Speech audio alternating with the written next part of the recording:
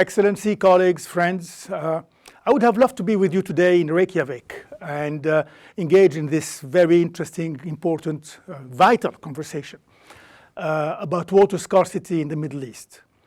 Because water scarcity in the Middle East and North Africa is no longer a distant concern. It is here. It is real. It is existential. By 2030, per capita water availability in our region will fall below 500 cubic meters per year. That is the very definition of absolute scarcity. And it will come not just as an environmental challenge, but a crisis of stability, of dignity, and of sovereignty. Three forces converge: climate change, population growth, and outdated practices.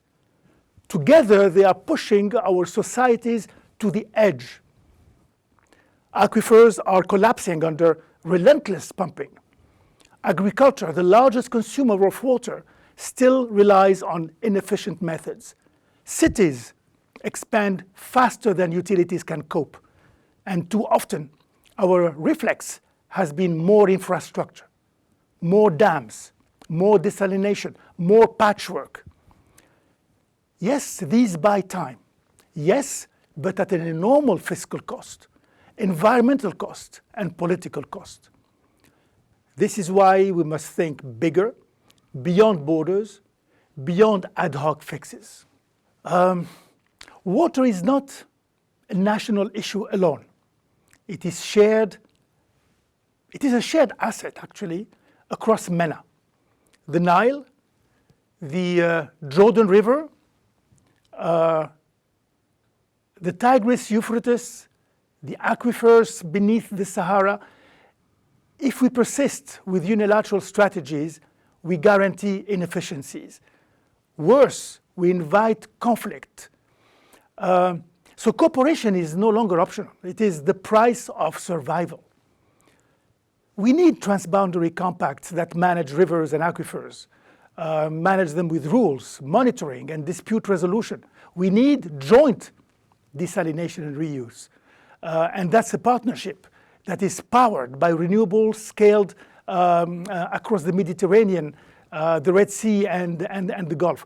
We need regional data and accountability systems, because what we cannot measure, we cannot manage.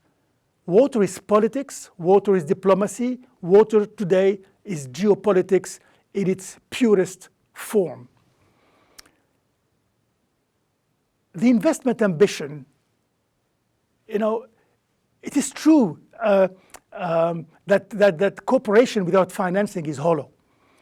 The scale of this crisis demands resources commensurate with the threat. And that's why today I call for a $500 billion regional investment ambition over the next 10 years, say from 2026 to 2036. Some will ask, is $500 billion too ambitious? Well, maybe, but let's put it into perspective. The combined GDP of the Middle East and North Africa region today already exceeds $4 trillion every year. Over the next decade, our economies will generate well over 40 trillion in output. In fact, the Middle East and North Africa aggregate GDP, including Iran, is anticipated to grow from $4.5 trillion in 2025 to an estimated $7 to $9 trillion by 2036, reflecting moderate average annual growth around 3 to 4% in nominal terms, and continuing structural and geopolitical challenges that could affect growth rates. So against that, a $500 billion investment in water security is barely even less than 1% of GDP spread over 10 years. 1%. This is less than what we routinely spend on energy subsidies, less than what many spend on defense, and far less than what we spend when crisis erupts and we scramble to patch the damage. So this is not extravagance, this is insurance, this is sovereignty. And I think the cost of inaction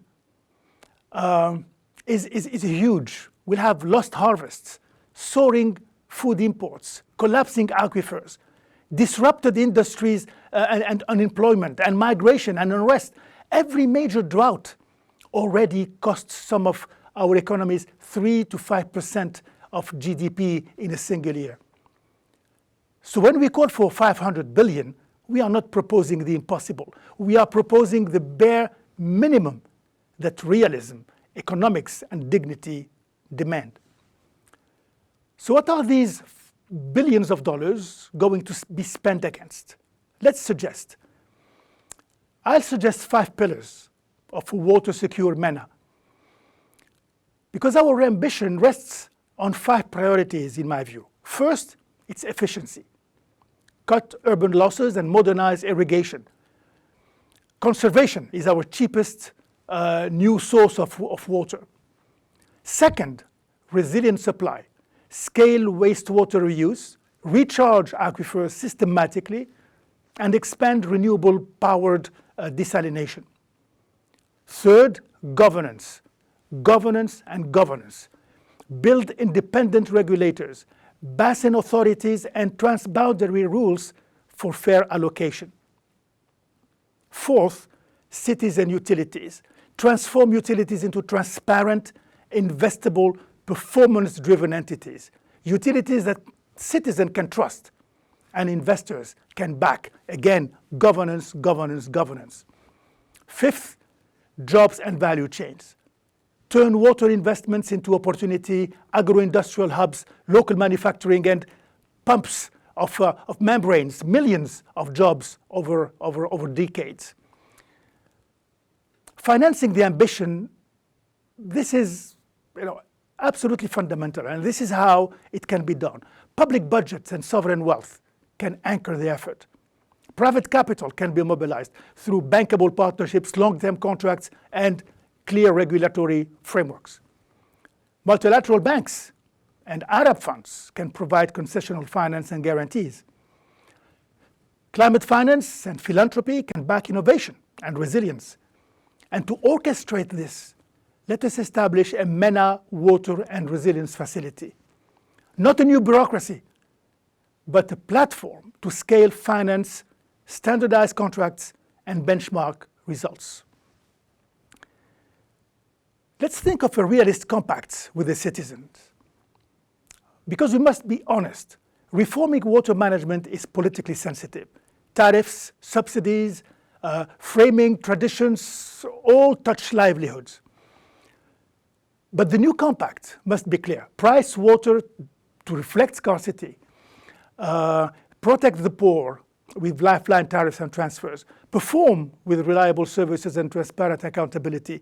When citizens see fairness, when they see reliability, they accept change. So let me conclude by saying that the price of dignity, dear colleagues, I would say that water insecurity is the most expensive policy in MENA today. The costs of drought, food imports, health crisis, and instability far exceed the 500 billion we propose. The question is not whether we can afford it. The question is whether we can afford not to act. For the cost of 1% of our GDP, we can move MENA from water fragility to water sovereignty. This is not charity. It is investment in peace. It is investment in stability. It is investment in prosperity.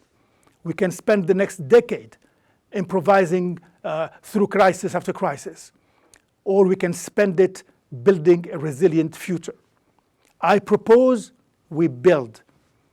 Ibn Khaldun, the great Arab historian, warned that civilizations collapse when they abandon the work of building. Centuries later, Churchill, the former Prime Minister for the UK, echoed the same truth, and I quote, "Difficulties mastered are opportunities won." End of quote. Across time and across cultures, the lesson is one. If we do not build, we fall. If we build, we endure.